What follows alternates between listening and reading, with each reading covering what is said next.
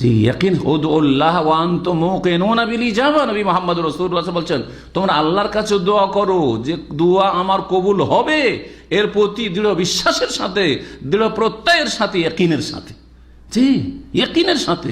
আর ফুসফুসা মন, ঢিলা মন, আরে দোয়া করেছি আমি পাপী তাপী, আমার দোয়া আল্লাহ শুনবে, এত গুনাহগার, গুনাহমুক্ত হন, গুনাহগার কেন থাকছেন, সংশোধন করেন আর আল্লাহর দিকে ফিরে আসেন। ফাফিরু ইলাল্লাহ, আল্লাহর দিকে দৌড় দেন, যেমন অন্যরা দৌড় দিয়েছে আম্বিয়া রসুলগণ। আম্বিয়া রসুলগণের যদি 2-3টা শব্দের দোয়া আল্লাহ শুনে নেন আর তাদের জীবনটা উদ্ধার হয়ে যায়, তাহলে আপনার কেন শুনবেন না? রব্বে ইন্নী লিমা আনজালতা ইলাইয়া মিন খাইরিন ফাকির।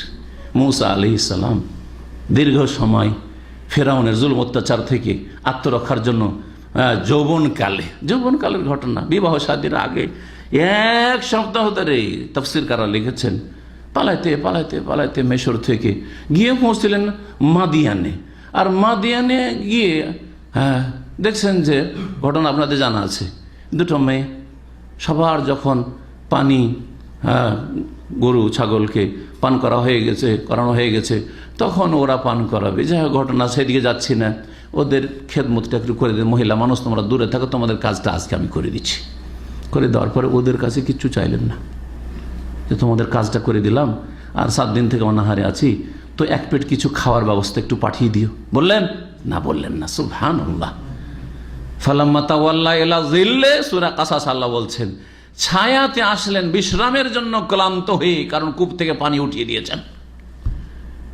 কাল, দোয়া করলেন মাত্র 2-3টা শব্দের। জি, রব্বে ইন্নী লিমা আনজালতা ইলাইয়া মিন খাইরিন ফাকির। আল্লাহ, আমার জন্য যে রিজিক কল্যাণ নামিয়েছো, দুনিয়াতে নসিবে রেখেছো, নামিয়েছো, আনজালতা তাহলে বোঝাল আকাশ থেকে নেমে আসে, আকাশ থেকে যে নামিয়েছো আমার ভাগ্যে যেটা, সেটার আজকে আমি মুখাপেক্ষী হয়েছি, মোহতাজ হয়েছি। আল্লাহ, আমার রিজিকের দরকার। ব্যাস, সাথে সাথে একটু পরে ডাক হইল, কল হইল, খাওয়ার ব্যবস্থা হইল, থাকার ব্যবস্থা হইল, শোয়ার ব্যবস্থা, কাল কাটাবার ব্যবস্থা, তারপরে যুবক মানুষ বিবাহের ব্যবস্থা, শাদীর ব্যবস্থা, স্ত্রীর ব্যবস্থা হইল, সব ব্যবস্থা হয়ে গেল। সুবহানাল্লাহ। এবং সেখানে মানসিক শান্তির ব্যবস্থা, কারণ অনেক সময় অনেক আশ্রয় দিয়ে কি করে, গাদ্দারি করে, তাই না? বা আশ্রয় দিল কিন্তু রক্ষা করতে পারলো না।